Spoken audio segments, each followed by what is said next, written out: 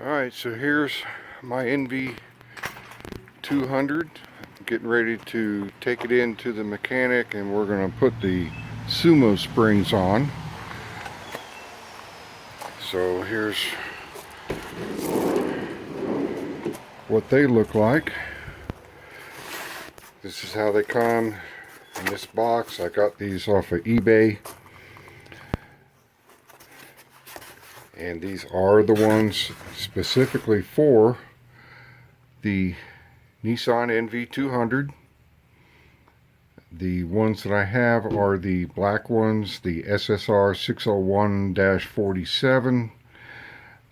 That is the medium strength springs. The blue one is the light duty. And the yellow ones are the heavy duty. But I figure for my purposes I'm going to go ahead and use the black ones. So you see it comes specifically for the NV200. And we have some other things here. Sumosprings. And it came with a sticker. Also came with a tube of Loctite, the blue Loctite.